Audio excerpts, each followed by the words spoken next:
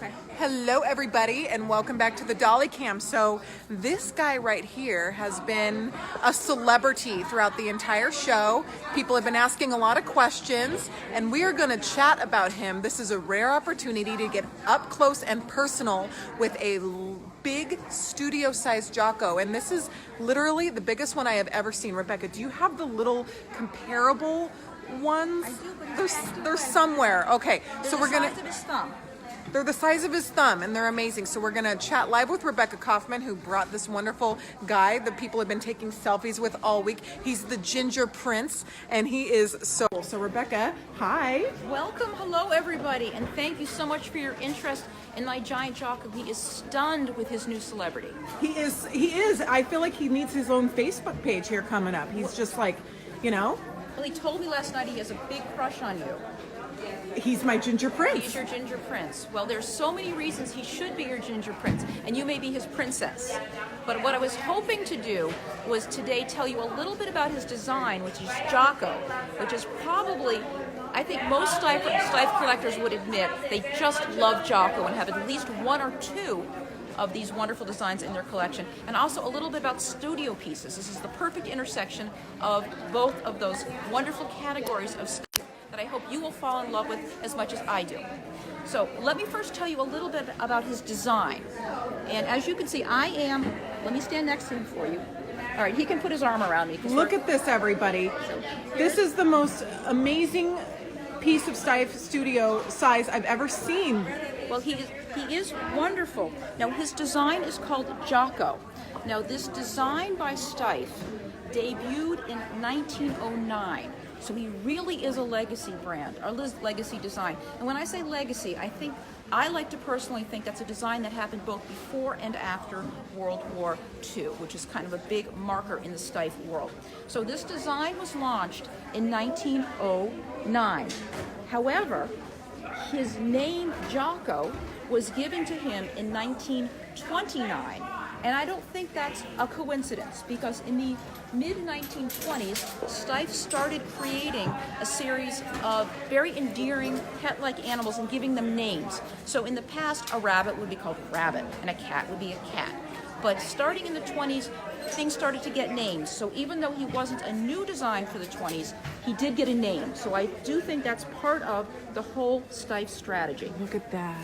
So when you see So a Jocko, interesting. let me tell you why he's a Jocko. He's got a phenomenally constructed face.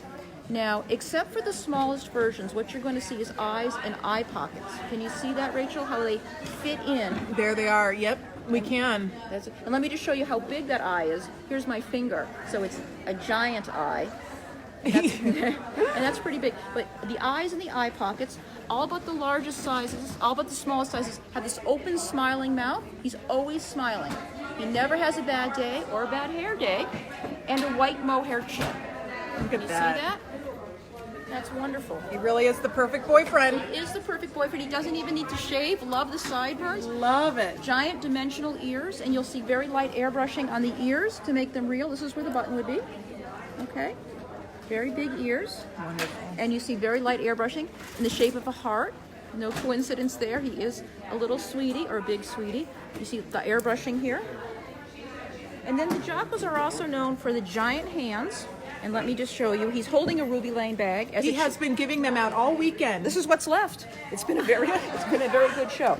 So I'm going to show you my hands, and I'm like a normal sized person, Right. and his Oh, hands. geez. Okay, so they're giant and they're fully formed with fingernails, dimensional with fingernails, and he has flat feet designed for standing.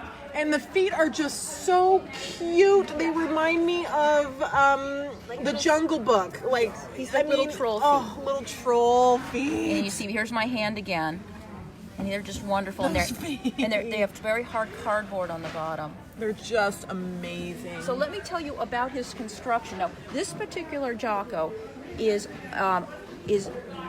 only arm jointed and head jointed. Most Jockos are fully jointed, at least the early ones. This is particularly designed for standing, and you're thinking, is this really life size? Yeah, so we're gonna go back a little bit now. Rebecca, how tall are you? I am 5'5". Now, the typical chimpanzee, most people think of chimpanzees like on all fours, but if a male chimpanzee is on all four, standing like this. This is actually how tall he would be. The typical male chimpanzee is between 4.5 and 5.5 feet. So he's actually the height. I think he's a little bit heftier than a standard chimpanzee, who's more athletic. But one of the things that really mirrors the real-life chimpanzee is how long the arms are. You see how they're to his knees. Love them. You know, people's hands are to their mid-thighs. A chimpanzee is, you know, almost to the knees. So that's very realistic. And so in terms of the his design, they were primarily done in this nice brown color. And what's wonderful about this brown color is that over time, it changes color. So you might find a Jocko in a deep chocolate brown. You might find a Jocko in a light brown. This wonderful, he sort of has like a silvery tip to him. And that's totally normal. Oftentimes you'll see brown fade to a silvery tip. Why did they make studio pieces? Studio pieces were designed for a number of reasons, and thank you for asking. So studio pieces were made primarily, initially, for window displays. Since the turn of last century, Steiff has been famous for their window displays, and obviously if you have a very large window in the downtown department store in Munich, you need a very large piece as a focal point or as an ability to draw people to look at him. These were also designed at the turn of last century for the children of royalty. And you would see kings and queens offering, contacting Steiff to build their children and grandchildren life-size giraffes and elephants and all sorts of wonderful animals. And frequently you'd see those on wheels because they're easier to move around. Okay. So by studio pieces, and this is a studio piece, and the word studio came about in the 60s or 70s before they were called display pieces. So to be a Steiff studio or display piece, it meets one of two criteria. The first is that it actually is life-size, and this meets its criteria. Yes, he does. It does. The other way something can be a studio piece is that if it is made for display but is in a surreal size, like in other words, I have a Studio Steiff ladybug. That's like 3 feet tall. Obviously, a ladybug is not 3 feet tall. I have a basset hound that's this tall. Obviously, a basset hound is not this tall sitting. But Steiff has created it for proportions to fill a window display or to be a focal point or a center point or a brand ambassador. Oftentimes, for instance, I have studio pieces of beer malts that represent a beer brand that would be shown in a tavern. So studio pieces or display pieces can also be people and dolls, which is very exciting. Oh, very exciting. They made studio-size dolls. Yes, and I can show you a few. One of the things I wanted to show you, and I brought this for our viewers, is this is a catalog. Let me show you the cover. Display Animals, and this is from 1967. And this is all the display pieces, and there's numerous. The heyday for Steiff studio pieces is the 60s. And here you can see. Oh, that's him. That's him. There he is. That's him. They call him a gorilla. Gosh, we just wish we could order one now. We could. You can. You can't. Okay. These are not really They don't produced. manufacture studio much anymore. They do not manufacture studio like this anymore. Okay. And let me explain what this actually means. So what you're seeing here is not only magnificent on the outside, it's also magnificent on the inside. And let me tell you why.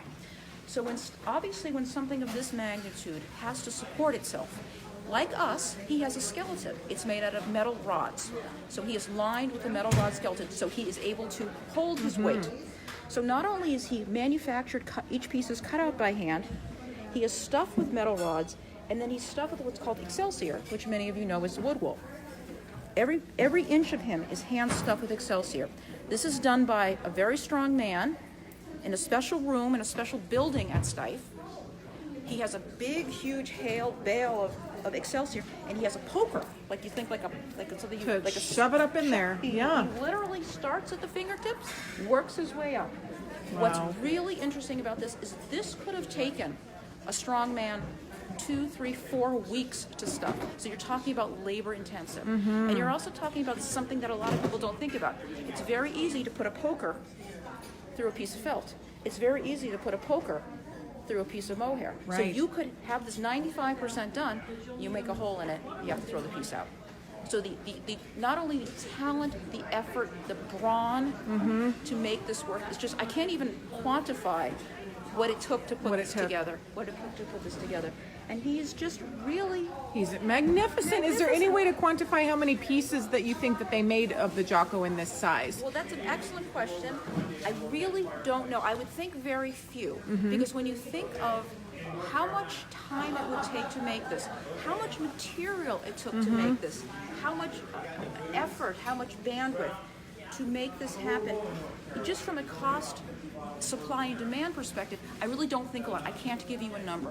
What I can tell you is that this item has been on my bucket list for 40 years. And when my husband said, what do you want for Christmas? What do you want for anniversary? What do you want for birthday? We'd always joke. I say, I want a Studio Jocko. But we never found one. We never, ever found one.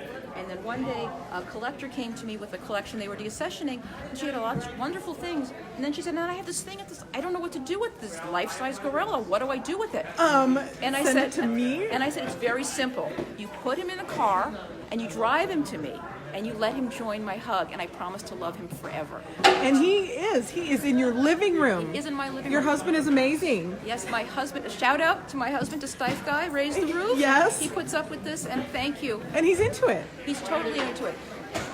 So when you ask how many are made, all I can tell you, I've been studying Steiff daily for 40 years.